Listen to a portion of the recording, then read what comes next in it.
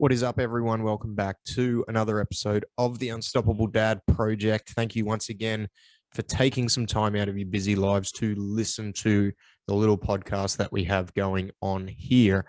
Before I get into it, a couple of quick favors that I need to ask, as I always do of you all. Make sure that you are following us on the socials. So at the Unstoppable Dad on Instagram and the Unstoppable Dad Project on Facebook. And also, too, we are now on the TikTok. If you are on there, I'm going to give it a go for about a month and see how it all goes. No silly dances, hopefully just some good content on there. So follow along on there if you're on that platform now. Also with the podcast, make sure that whatever podcast platform you are listening to this on, you have jumped on and subscribed. That obviously helps us get out to more people. So by doing all those things, you'll be able to help us grow. Also, we're in the middle of, when I say the middle, we've only just started it, but we're into week 2. Depends on when you're listening to this. But we're into week 2 of our free 8-week program that I am giving out. So you'll be able to find all the information for that on our socials, namely Facebook and Instagram. And then I'll be doing some breakdown videos and more in-depth stuff in the Facebook groups, which you can find links to that on the video podcast or in our bio on Instagram or link to the Facebook page. So jump in there if you want to get amongst it. That way you can ask any questions, any movement demos you need, and all of that will be all within there. So jump on, have a look, and let's get amongst it, especially if you are feeling like you want to get started on something, you maybe don't have the cash resources to be investing in a program. Go back and listen to the podcast that I did 2 weeks ago. Today's going to be about training too. I'm going to talk about training, and I'm probably going to rehash on a lot of things that I did speak about 2 weeks ago, because from the point of view of the question that's been asked, I think it's important that I cover off some of those things. But go back and listen to that, because it gives you a little bit of context around why I'm doing it and the type of person that it's written for. Okay, so anyway, that's enough of that. So let's get into the topic for today. So today I'm going to talk about training, and I've had a question kind of come through around the 8-week program that we're doing, where someone's asked, like, what do I feel is the best way to format a training week? And obviously, if you go back and you listen to the podcast from 2 weeks ago, the number one thing which is important when it comes to any training program or any change in general is context, right? Like, the program needs to be written to understand your particular set of circumstances. Now, for a whole multitude of reasons, but the main thing is, if it is written around your particular set of circumstances and we understand the context around your life, the thing, and also the things that you want to achieve, then it should make it easier to implement. Now, that doesn't mean that it's going to be easy to implement, because any change is a hard process, but it means it's easier to implement. It means that some of the roadblocks that you're going to come across when, say, for example, you are doing or looking at doing a group program that's maybe not designed for your particular set of circumstances, some of the major roadblocks are removed from that. And this is one of the reasons why, for the way I wanted to coach, we made the shift from in-person to online coaching, because it allows me to do that more effectively. The number one way which you are able to, from a training standpoint, remove a lot of roadblocks around schedule, particular equipment limitations, physical limitations, and even from the point of view of like a goal set, to get to either remove those as roadblocks or to get to a goal quicker, is to have a program that is specifically written for you. And by doing that, it's easier to implement. It also, as I've just gone through, it doesn't mean that it's going to be easy, because any change is hard, and there's going to be other things that no one can crystal ball, especially mentally around change, that you're going to need to work through, whether that is with a coach or that is with yourself. But it means that some of the big things that come up initially will be removed. And after 15 years of working with people in that space, and especially in a group fitness space, I know that the best way to elicit change and make it a smoother process is to have something that's a little bit more streamlined and understands your full set of circumstances. So like context is the number one most important thing. And the best format of a training program, as cliche as this sounds, is the training program that you're going to stick to, because consistency wins. It doesn't matter whether you are training twice a week. It doesn't matter whether you are training 5 times a week. If you're consistently able to hit that volume of training that you're committed to, you will get a result. Now, will it be the desired result that you're looking for? Well, it depends on what that result is, right? Like if you are looking for a particular result, you have to, within that result, you have to understand the actions, habits, and behaviors that need to go in to reach that result. And this is where the internet tends to confuse a lot of things, because I believe that, especially when it comes to training and physical capability, a lot of things out there at the moment lead us to believe that things are easier to obtain than what they potentially are, especially from a physical standpoint. And because when we look at what the information that is put out there, we're seeing a lot of people's highlight reels. We're not seeing the work that goes into it. And not only that, there is a lot of misleading information out there, get shredded in 28 days and all this other stuff that doesn't have any context around the information that they're giving out. And that's the thing, when we're only giving out like 60-second clips, or we're only able to put out 140 character captions. Like we have to try and and when I say we, I mean like right now, my whole business is based around putting information out there on the internet. Here I am on a podcast. If you have a look at my Instagram, I've really tried to ramp that up a little bit, as uncomfortable as that has been for me. But when you only have a limited time to get your message across, we're trying to grab attention, and we're trying to do that in a flooded environment. But in order to do that, the information that gets given out has to be given without context, and it almost has to be given on the extreme end of the spectrum, without backstory, without the relevant information on what you need to achieve that result. And this is one of the reasons why I do love this podcast format, because I can still give you relevant information in, say, 15, 20 minutes, and give you a little bit more context than what I can around an Instagram caption or around a 60-minute reel that I'm putting out there. But anyway, I digress. I've jumped around a little bit, but the best format of a training program is the training program that you can stick to and you are able to be consistent with, because consistency is going to win. Now, if you are looking, it depends on what your goal is, because, and this is not me going, actually it is a little bit, because in all my years of working with people, what I have understood is some people do not understand the work that needs to go in to obtain some particular results. And this is one of the things that I have struggled with to educate people, as from the point of view of from being a coach, because people will come to me and they will want to achieve a particular result. Let's take a body composition goal, right? Like some men may want to get to single digit body fat percentage. Now there's going to be some people that's going to be easier for. There's going to be others where it's going to be a lot harder. But the thing is, understand that, and it doesn't mean that it's unachievable. For most people, you can achieve it.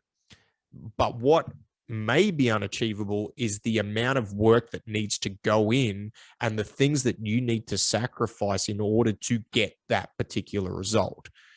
And what I find some people, when it comes to a training program, are looking for is they're looking for the quick fix for a result that requires a shitload of work. Like it requires you to, let's take that for example, for a lot of people, in order to obtain single digit body fat, like you have to weigh and measure every single bit of your food. You're going to have to track it. You're going to have to potentially train 4 or 5 days a week. You're like, there's all these moving pieces that, you are going to have to do. Now, if you are ready to commit to it and go down that rabbit hole, regardless of what my thought is around taking those actions, that's conversation for another podcast, because we're now going down the, what's the word for it? We're going down the path of, it is extremism. We're going down like the extreme ends of the spectrum, right? So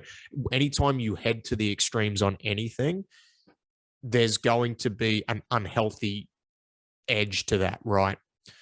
But anyway, going back to that, the time and effort and energy that needs to go into that.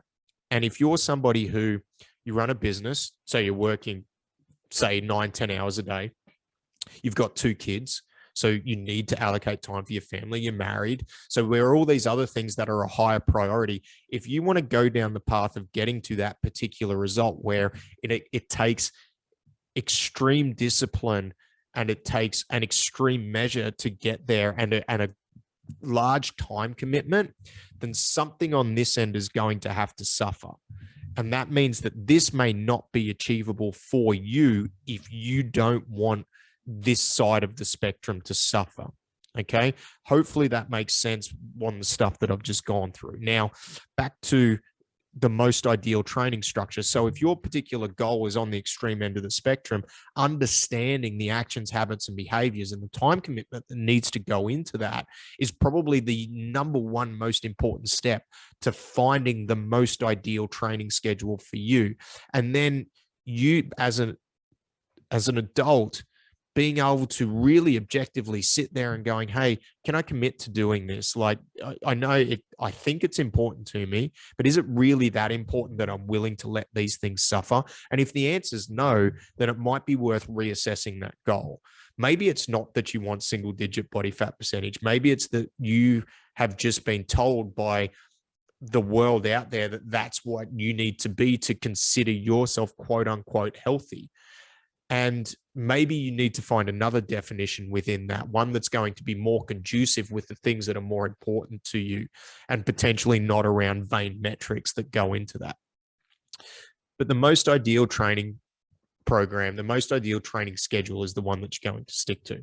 For a lot of people that I work with, we're talking people with family, busy people that have businesses that they're trying to run, busy professionals. It's usually about that 3 times a week mark, which is why with the free program that I'm putting out, like I'm going with those 3 times a week. Some people can get more, some people it might be less. 2 times a week for some people might be that sweet spot, right? I do feel that everyone should be doing some level of strength training. Again, this is going to be dependent on you as an individual, your goals, your injury history, and the schedule that you're running with. I think that working within some form of compound lifts is a good mix for anybody that's trying to get, just general overall strength and try and improve like that base level of athleticism. So that 2 to 3 times a week for most people is achievable. Now, that doesn't mean you're just doing that. For a lot of people, you'll do other stuff. And this is where, going back to the podcast from 2 weeks ago and what I said at the start of this, like, context is just so important. And my big thing is, and one of the main reasons I made the shift from group training to remote training, is it allows me to help people, more effectively help people. I truly believe that. I truly believe that when you have your own program, being able to remove some of those initial roadblocks is such an important part for adherence, because adherence, long-term adherence, can be set in that first 4 to 6 weeks. And if you're constantly having to work out different roadblocks, it becomes very, very hard and almost a little bit degrading for a lot of people, because it feels like things aren't working. They can be, and you may be moving in the right direction. But in the early stages, if you're constantly trying to have to rejig things, it becomes hard. It becomes hard to stick to it, and it becomes hard to continue through with it. So by having your own program, it does make that side of things a little bit easier. Also, by having somebody there to, I guess, hold your hand through the process is where, for a lot of people, and especially a lot of men, thinking that they can do it alone because they used to do it 10 years ago when they didn't have kids and they didn't have a business and all they got to worry about was themselves, is some of the biggest thing, the the conversations that I've been having since we've kind of gone down this path of committing to doing an online program, it's such a common conversation. I thought I could do it alone. I thought I could do it by myself. And then by the time that they get to talking to myself, they've at least removed that ego from it and gone, you know what, like I can't do this by myself. The knowledge that I've got's outdated and I don't understand how to make it work in my lifestyle right now. So, with a little bit of a sell there, it's so important to get somebody to help you through and try and push you in the right direction and somebody who's not only done it for themselves, but done it with people before. And I think that's the other thing as well, too. We can be led to believe that a lot of people can help us when maybe they haven't. It's either they've either done it within their own life or they've done it with other people. That's one of the big things that I would look at. But trying to get the right training mix for you, it's hard. Like, it's not an easy thing to do. It depends on what you want to do. Like for me, my big thing is like my training revolves around trying to do jiu-jitsu. Jiu-jitsu is a more important thing for me right now. Like that's kind of where my focus is from a physical movement capacity. So my strength training or my gym training is all around that. So for me, it's generally 2 to 3 times a week outside of the 3 to 4 jiu-jitsu sessions I do a week. And what I do within that training schedule is about 45 minutes to an hour. And it's really just focused on movement. Like yes, I am trying to get myself stronger, but there's going to be some weeks where I need to dial it back because I've got bumps and bruises, or I've got a few little niggles and injuries that I need to take care of. There's going to be other weeks where I'm going to be able to push harder. And that's just that's kind of part of it. That's part of the long-term grind of training, I guess. But that probably, the last 15 minutes that I've just gone through probably doesn't really answer the question on what the ideal training schedule is, because at the end of the day, who knows? It's going to be so vastly different for everybody. For some people, you might be able to train 5 or 6 times a week, and all power to you if you can, and that's conducive with your goals in your life and you're able to fit that in. That's amazing. That's like, you may want to go down and really try and get to a really hardcore goal just to achieve it. And if that's what you want to do, great, awesome.